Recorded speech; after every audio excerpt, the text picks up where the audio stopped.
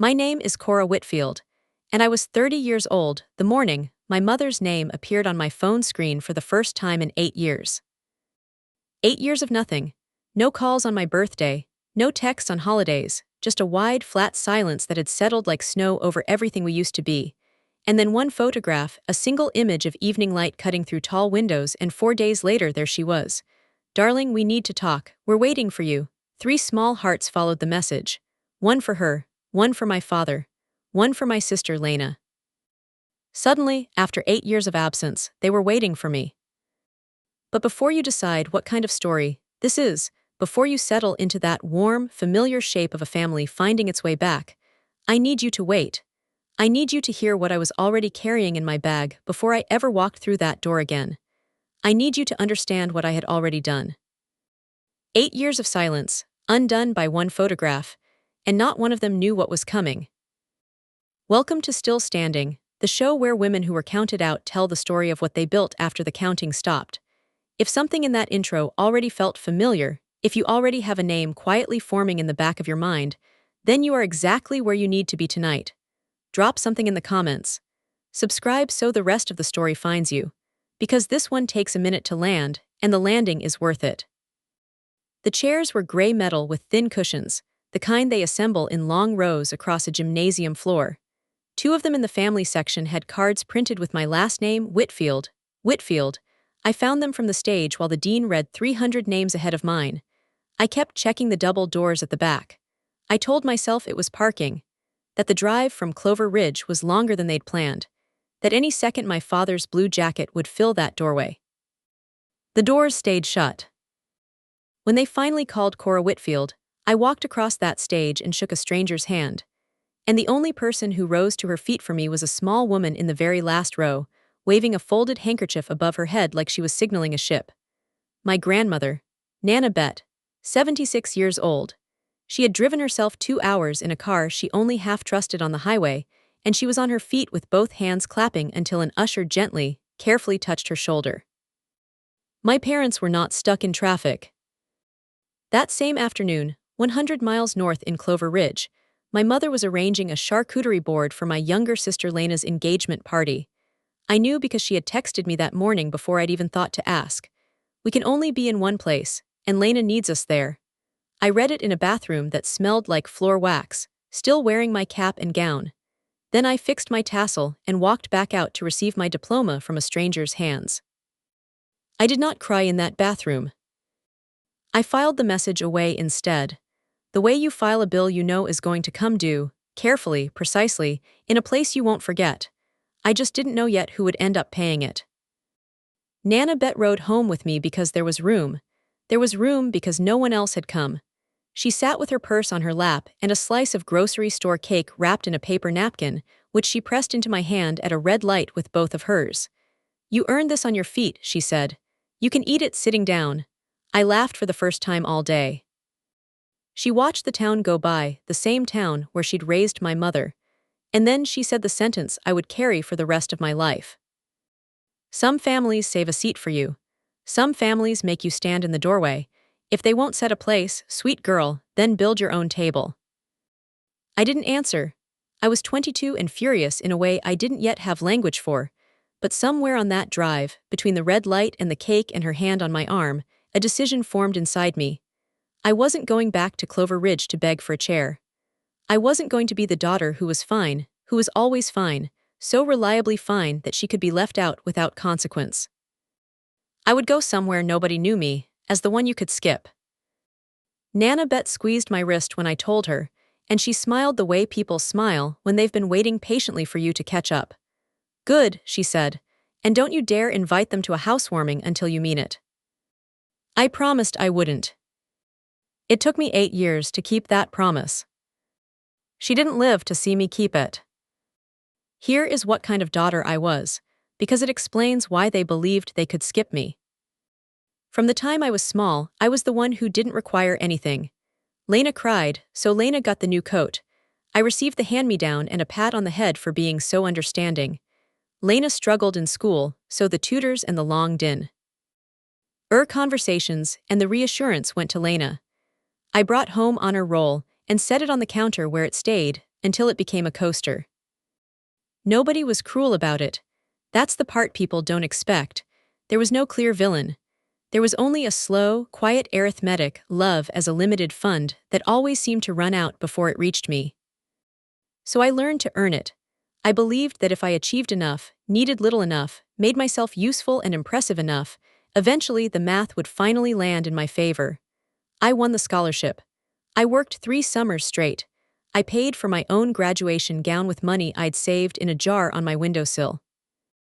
And still, on the one day I stood on a stage with my name being read into a room full of strangers, the fund ran out before it got to me.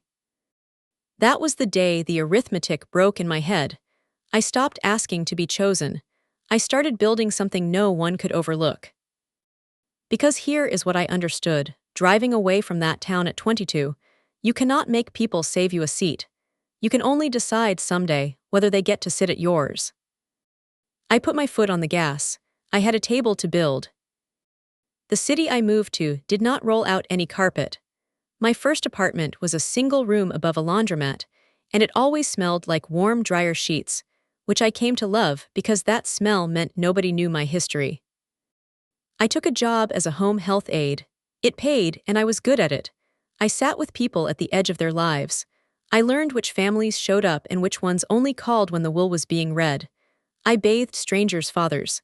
I held strangers' mothers' hands at 3 in the morning, and I noticed something. The agencies that sent us out, that sent frightened, undertrained women into strangers' homes with no backup and no guidance, were run by people who had never once sat at a dying person's bedside. I thought I could do this better. So I did. I got my certifications at night. I saved every dollar that didn't go to rent. At 26, I registered a small business and named it Callaway Home Care, after my grandmother, Ruth Callaway Bett, because she was the only person in my family who had ever built me a table when I had none. I started with 2 caregivers and a borrowed minivan. By the time I was 30, I had 91 employees and a waiting list.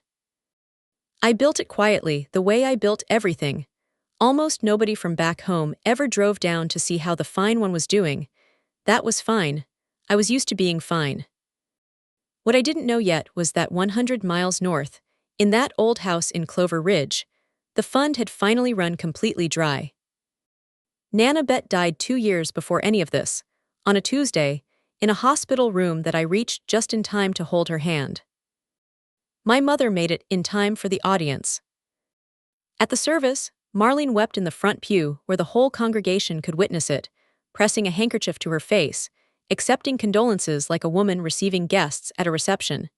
She told the pastor that her mother had been her closest companion. She had placed Nana Bett in a care facility 3 years earlier and visited twice. I know because I paid the difference on that facility every single month so my grandmother could have a room with a window. I never once told my mother. After the service, Marlene pulled me into a hug for the room's benefit and whispered into my ear, "You could stand to smile a little more, Cora. People are watching." That was the whole relationship, distilled into one sentence. But it isn't the sentence I want you to remember from that day. Before I left, my aunt pressed a small wooden box into my hands. The kind you'd keep letters in, worn smooth at every corner. Your grandmother was very specific, she told me. Only you. I brought it home and set it on a shelf. And then, I'm not proud of this, I didn't open it. For 2 years. I told myself it was grief. That loss has its own schedule, its own locked doors. But the truth was simpler than that. I was afraid of what might be inside. I had spent my entire life being asked for things, and I didn't think I had the room left to be asked by the one person I could never say no to. So the box sat, patient as she had always been. The penthouse was not about them. I need you to hold on to that, because everything that came after will try to make it about them. I bought it in the spring of the year I turned 30. A corner unit high over the city, with windows on 2 walls and a view that stretched to the horizon. I signed the closing paperwork alone. The agent slid the keys across the table, and I drove to my new empty living room and sat on the floor because I didn't own a single piece of furniture yet. And I cried for exactly 4 minutes, not from sadness, but from something I didn't have a name for. The particular grief of finally getting the thing you swore you would get, and realizing that the people you once wanted to pee rove it to weren't there to see it. So I stopped waiting for them to watch. I took one photograph, just one. Sunset going orange behind the far windows, the skyline going dark and quiet. No caption, just the date. I posted it to my small, quiet account, 200 followers, most of them my own staff. I didn't tag the city. I didn't write a word about how far I'd come. I just wanted a record that I had stood in that room on that evening, as a woman who had built her own table, exactly the way a woman in a passenger seat had once told her to. Then I set my phone face down and went to buy a couch. I thought that was the end of the story. I was wrong. The first ripple came from my cousin Mara, the one member of my extended family who had never once treated me like a rounding error. She liked the photo within the hour, then she sent a message that wasn't an exclamation. "Gorgeous, Cora. Wow, the timing though, huh?" I stared at that word for a long time. Timing. There is an entire conversation folded inside a word like that. The kind people use when they know something you don't, and are deciding, in real time, how much of it to hand over. "What timing?" I typed back. 3 dots appeared, vanished, appeared again, then nothing, just "you look happy, you deserve it." I put the phone down, but the word stayed in the room with me like a smell you can't identify. Timing. What I didn't know yet was that back in Clover Ridge, the mailbox at my parents' house had been filling up with envelopes stamped in red. That my father had sat at his kitchen table 3 weeks earlier with a man from the bank and signed something with a shaking hand. That my sister's wedding, the engagement my parents had left my graduation to celebrate, had collapsed beneath a pile of non-refundable deposits nobody could pay back. I knew none of it. All I had was one word of warning from the one person who ever bothered to warn me. 4 days later, my mother's name lit up my phone for the first time in 8 years. "Darling, we need to talk. We're waiting for you, 3 little hearts." I should have felt dread. What I felt instead was a cold, clean curiosity. What, after all this time, could they possibly want? For those 4 days, I still didn't know. And I want to pause here, inside that window, because they were the last quiet ones I'd get for a while. My life in that city had a shape I loved. Up early, a run along the reservoir, into an office where 91 people depended on me to make payroll, and I made payroll every time. Some of them left thank you notes in my desk drawer. I kept every one. I wasn't used to being thanked. On Sundays, I cooked for one and didn't apologize for it. I had built, without quite noticing, a life where nobody could skip me because I was the one who set the schedule. I thought I had made my peace with the word estranged. I had learned to treat the closed door as permanent. I know some of you are watching this with a name already forming in your mind. The person who only surfaces when they need something, who remembers your number the same year they need a favor. Hold that name close. You are going to understand my next decision better than anyone because you've stood exactly where I stood. If this is already reaching something in you, subscribe, so the rest of the story finds you when it comes. Here is what I've learned about a locked door. It doesn't matter how gently you closed it. All it takes is the right amount of desperation on the other side, and someone will always find a way to knock. On the 5th day, my mother remembered my name. I read her message at my kitchen counter, with a coffee going cold in my hand. A second message arrived before I'd decided whether to answer the first. "We're family, Cora. Family doesn't keep score. Come home, sweetheart. It's been too long and your father misses you." I set the coffee down carefully, because my hands wanted to do something less careful. Family doesn't keep score. From the woman who had maintained a running ledger of my sister's every want since childhood, who had once, at a Thanksgiving table, itemized aloud the exact cost of Lena's braces versus mine. Family doesn't keep score, said the family that had skipped my graduation to fund a party. But I noticed the timing. 8 years of nothing. Then 4 days after a photograph of a penthouse, not a call when Nana Bet died, not a card when I turned 30, but 4 days after a picture of something that looked expensive. I am not a naive woman. I didn't feel a rush of warm forgiveness. I felt the old arithmetic starting up again somewhere far away, clicking through a phone line. They needed something large enough to shatter 8 years of silence. So before I typed a single word back, I did the thing I have always done when I need the truth. I found someone who wouldn't lie to me. I called Mara. I need you to finish the sentence, I told her. You tried to warn me, go ahead. A long breath came to. Rough the phone, the kind a person takes before stepping off a ledge. You didn't hear this from me, she said finally. Your mother would never forgive me, Cora, promise me. I promised. And then, in the careful low voice of a woman checking that her office door was fully closed, Mara told me everything. She started with the part I could have guessed and ended with the part that made me have to sit down. Your dad, she began, you know how he's always been with money. It got bad, like really bad. How bad? I asked. Cora, she said quietly, it's the house. Here is what my father had done, in the order Mara laid it out for me. He had refinanced the family home, the house that had been paid off outright, the house that Nana Bet herself had helped them buy when Lena was a baby. He pulled cash out of the equity. Some of it went to parties. Some went to a friend's business venture that was guaranteed to be a sure thing, the kind of sure thing that takes your savings and mails back a lesson. The loan payments crept higher. He missed one, then another. He told my mother it was handled. He told himself the same lie. By the time envelopes started arriving stamped in red, they were months behind on a number that dwarfed anything left in their savings account, which is to say, a number larger than nothing. There's a date, Mara told me. It's public record. The bank has already filed. If they don't come up with the full amount owed before then, the house goes to auction at the county courthouse. First Tuesday of the month, she added, like all of them around here. I wrote down the date. My hand was steady, which surprised me. How long have they known? I asked. Months, she said. Your dad hid it from your mom for a while. When she finally found out, she didn't cry about the house. Mara paused. Want to know the first thing she said? I said I did.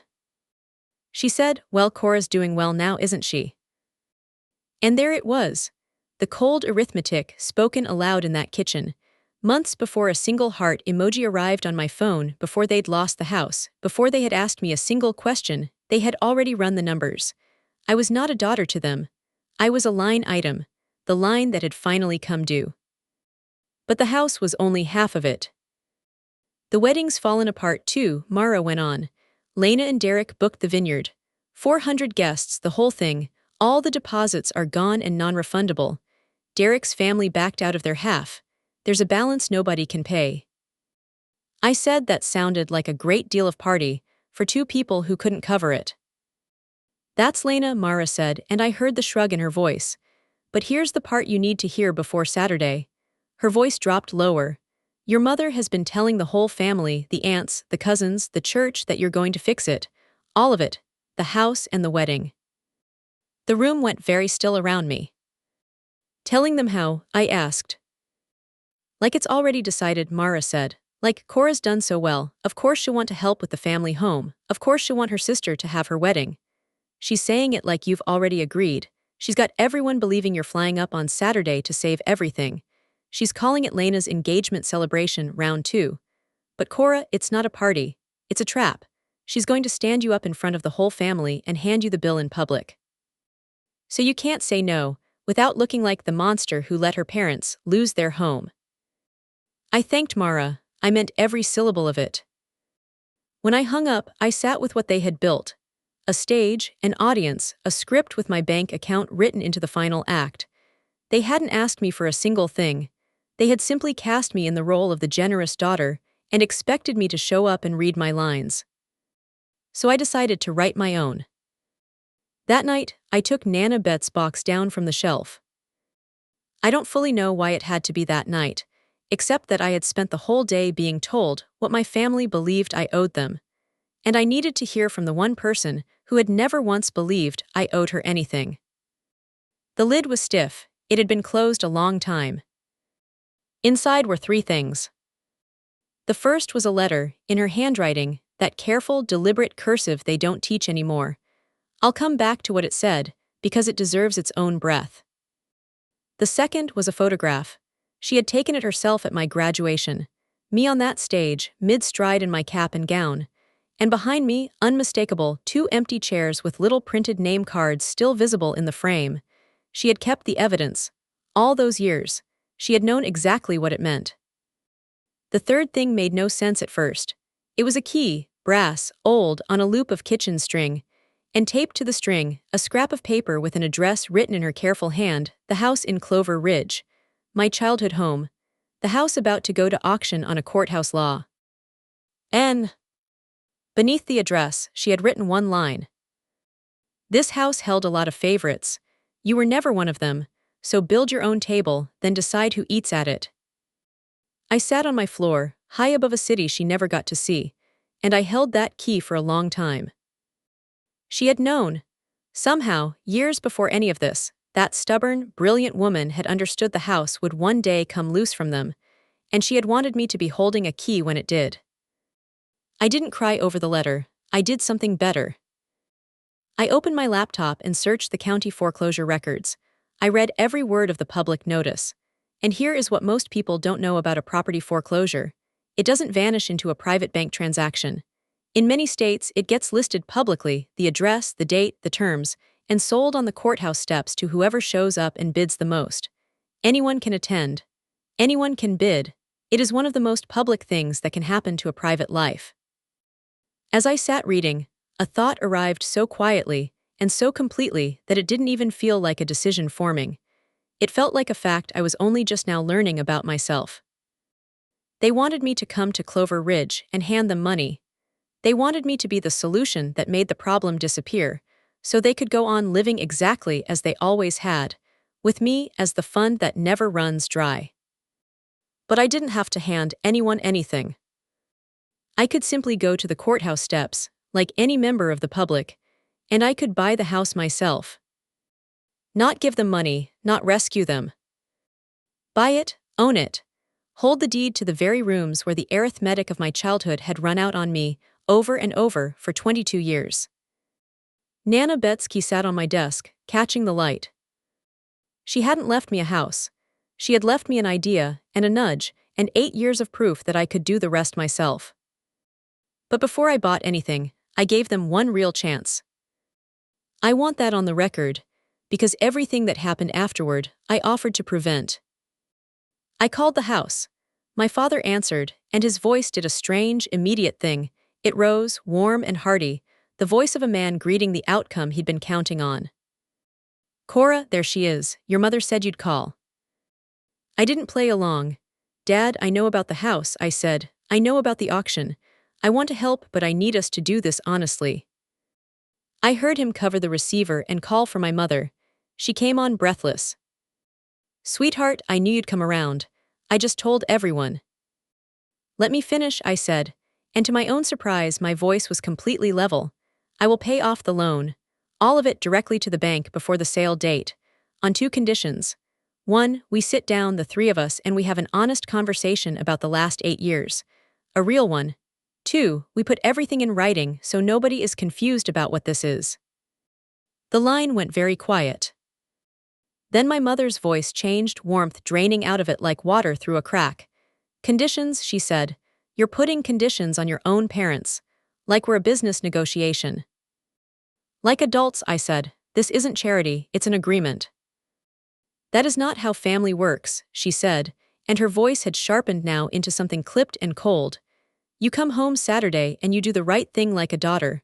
I won't hear any lawyer talk.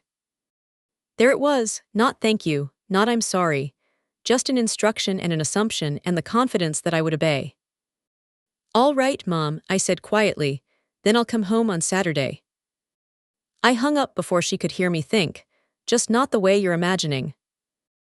I did not spend the week plotting anything cruel.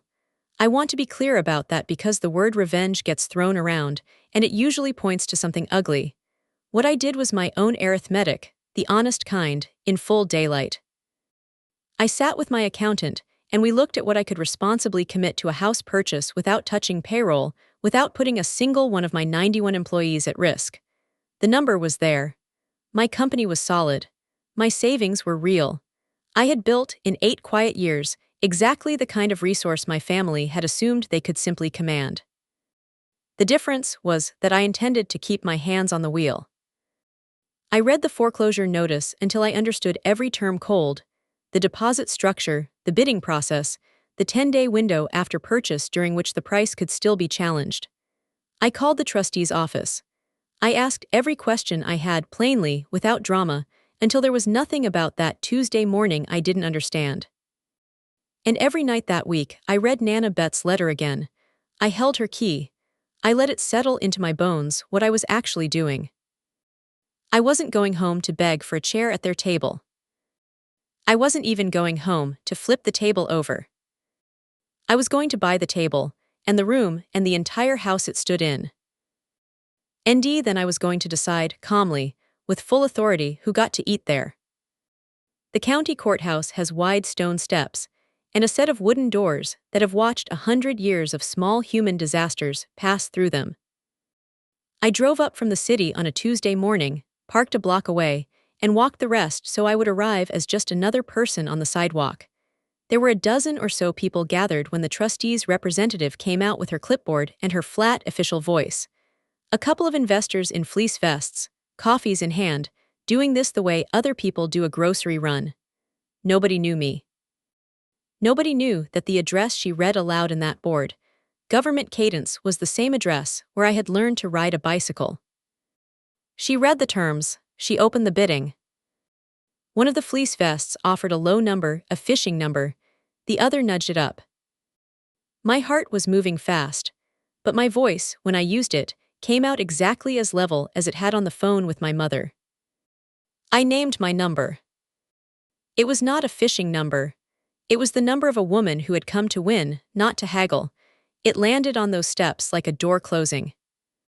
The investors looked at me. One tried once more.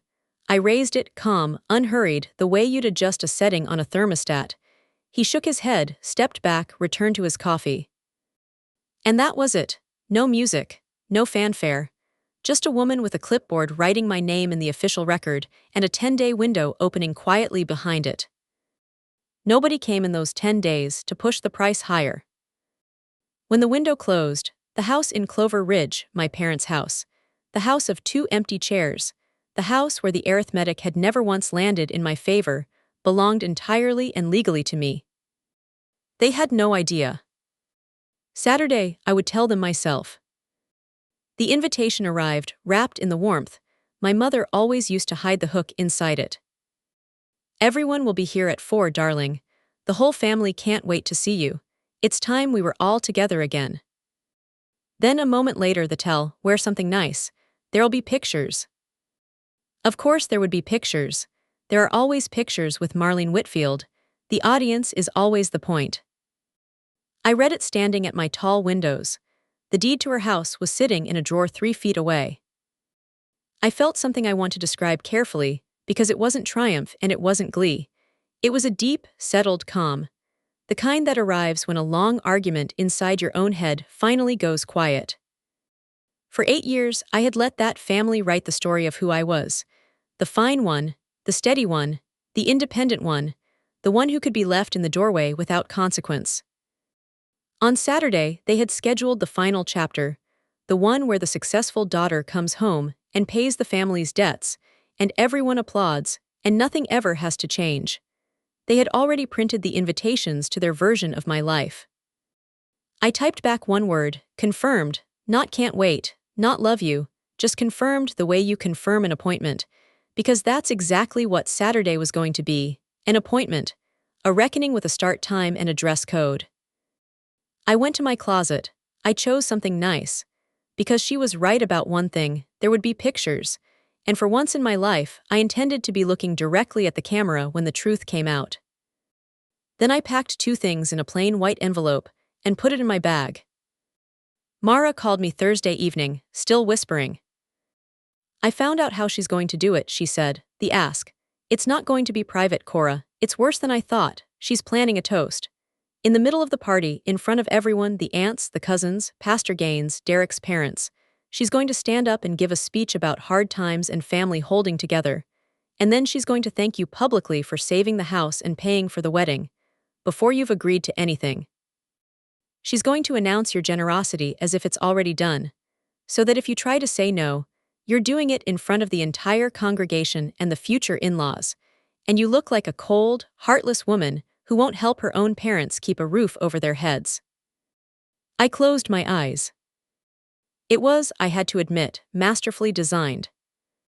My mother had always understood one thing better than almost anyone: the power of a crowd to make refusal feel impossible. She had used it on me my whole childhood. Smile, Cora, people are watching. She was going to use it one final time, with the largest audience she could gather, betting that 8 years had softened me. Betting I'd rather write a check than make a scene. What are you going to do? Mara asked. The worry in her voice was real. You're not just going to pay it, are you? I looked at the drawer where the deed was sitting. No, I said, and I'm not going to make a scene either. I don't need to raise my voice, Mara. I'm bringing a piece of paper and a photograph, that's all. If you have ever been volunteered for a favor in front of a full room, put on the spot, expected to smile while everyone waits to measure your generosity, then you already understand the trap I was walking into. It works because most people would rather bleed money than be publicly embarrassed. My mother had built a career out of that particular arithmetic. So I didn't argue with her plan.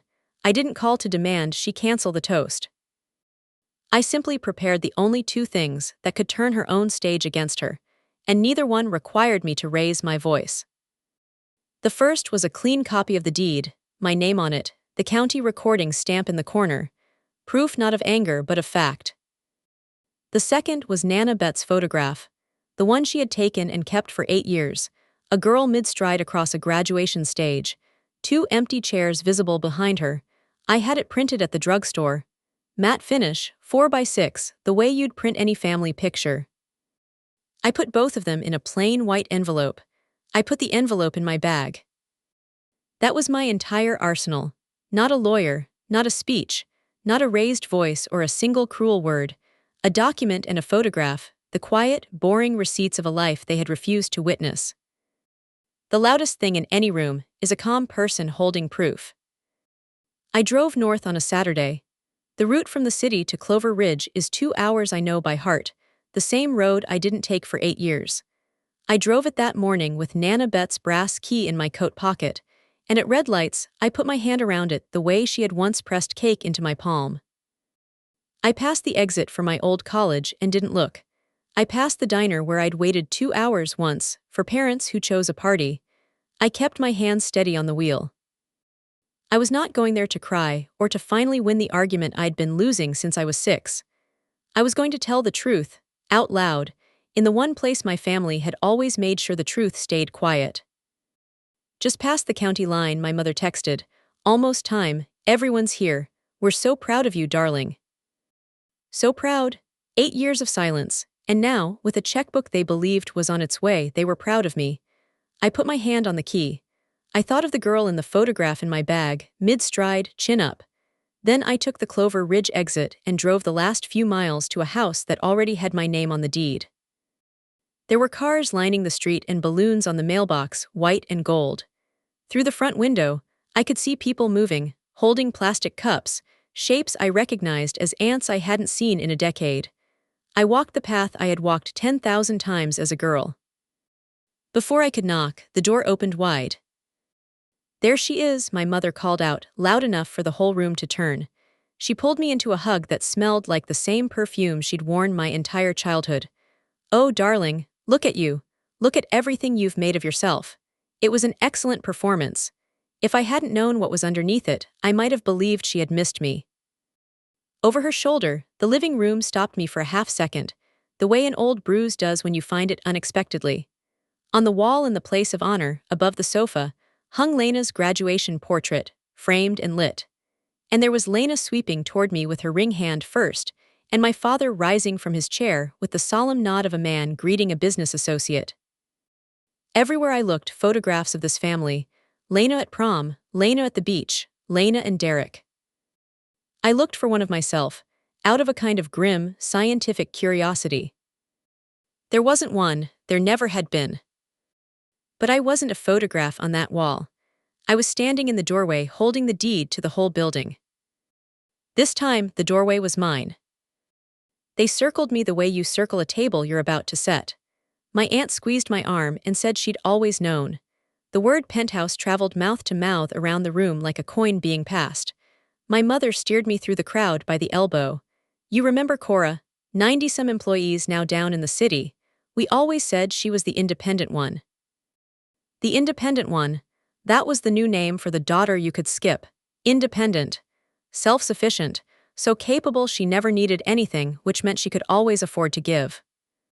My father materialized at my side with a plate of small sandwiches and delivered his line with the careful cadence of a man who had rehearsed it. A family looks after its own, Cora. A daughter takes care of her parents. That's always how it's been. I took a sandwich I didn't want and said mildly, "Is it?" He didn't hear the question. He heard agreement, patted my shoulder, and drifted away satisfied. I kept my bag on my shoulder. I sipped water. I said very little. I had learned a long time ago that you don't interrupt someone who is building a stage. You let them finish, then you walk up on it. There was one moment before everything that I have to tell you, because it was the closest anyone in that house came to being genuinely human. I found myself beside my father at the edge of the room. He'd had a drink or two. Something in him loosened. Your grandmother would have loved this, he said, looking out at the crowd. She always loved a full house. She did, I said. He was quiet for a moment. Then he reached into his back pocket and took out his wallet, old, soft, worn thin at the fold, and he slid something out from behind the cash. A photograph, creased, faded. Me at my graduation, cap and gown, mid-stride across the stage. A copy of the very picture that was at that moment, sitting in the envelope in my bag. I've always kept this, he said quietly, not quite looking at me. I know I should have been there, Cora. I've known that a long time. For one breath, one single, narrow breath, I saw the man he might have chosen to be. My throat went tight. Then he tucked the photograph back behind the cash, cleared his throat, and said, "So you'll do right by your mother today, won't you? She's counting on you. We both are." And just like that, he was gone again, back into the man who kept the receipt but never paid the debt. He had carried my graduation in his wallet for 8 years, and still couldn't cross a room to stand beside me. That's not a redemption. That is a wound someone decided to keep rather than heal. Mara appeared at my elbow, squeezed my hand, and whispered, "She'd be proud of you. The real kind." Then my mother lifted a champagne glass and tapped it with a spoon. The room hushed the way a room does when the host wants it to. She stood near the fireplace, lamplight landing on her exactly right, and I understood she had placed herself deliberately, the way she positioned everything in her life. "I want to say a few words," she began, "while I have my whole family in one room, which doesn't happen nearly enough." A warm murmur rose and settled. It's been a hard year. I won't pretend otherwise because this family doesn't hide from hard things. She paused to let that land. Gerald and I have been through a rough stretch. The kind that tests you. I've prayed on it. I've cried on it. But I never lost faith because I raised my girls to know what family truly means. She turned then, found me across the room. Her whole face opened into something that looked, to everyone who didn't know her, exactly like maternal love. And standing right there is my daughter Cora. My beautiful, successful daughter, who built something wonderful for herself down in the city. Cora came home today because she couldn't stand to see this family struggle, because that is who she is, and who we raised her to be.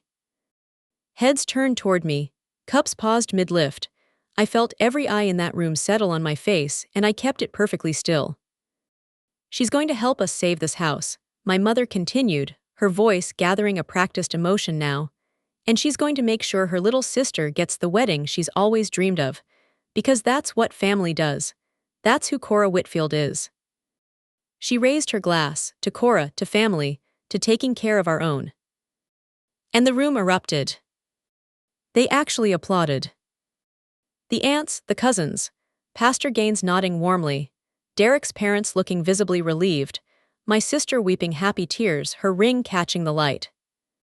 Applause for a decision I had never made. An announcement of my generosity, delivered by the woman who had skipped my graduation, in the house she no longer owned, in front of every witness she could assemble to make sure I couldn't refuse. It was, I will say it plainly, masterful. I let the applause run its full length. I waited until the last of it fell away to silence. And then, into that silence, I stood up. "Thank you, Mom," I said. My voice was calm, it carried, every head turned back. "And thank you all for being here. It really is something, seeing everyone in the same room."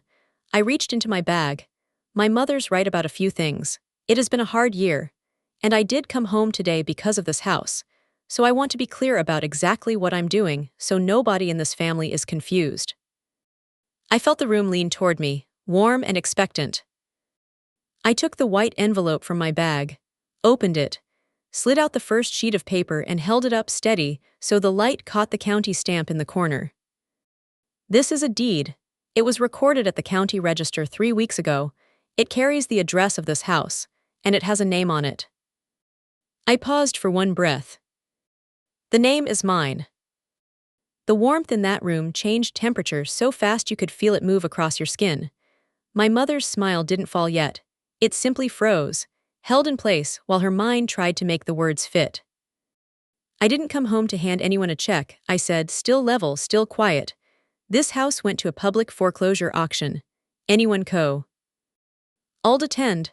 Anyone could bid, so I did. I bought it. It's been mine for 3 weeks. There was nothing left to save, it was already done." Somewhere near the back, an ant made a sound.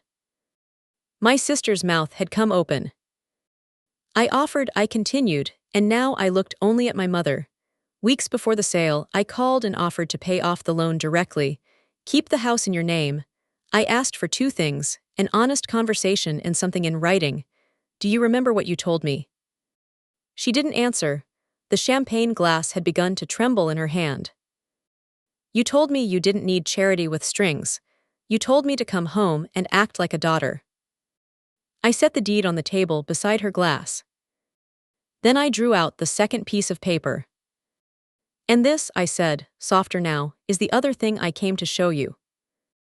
I held up the photograph, the girl on the stage, 2 empty chairs. I let every person in that room see it. 8 years ago, you told me you could only be in one place. That Lena needed you more.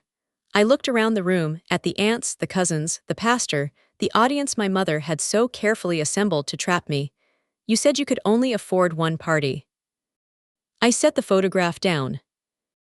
Turns out I could afford the whole house.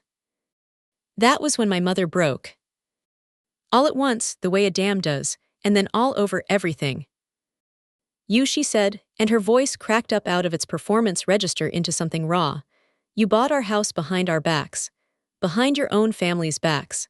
After everything we did for you, everything we gave up to raise you, you snuck around and you took the roof from over your own parents." I didn't raise my voice.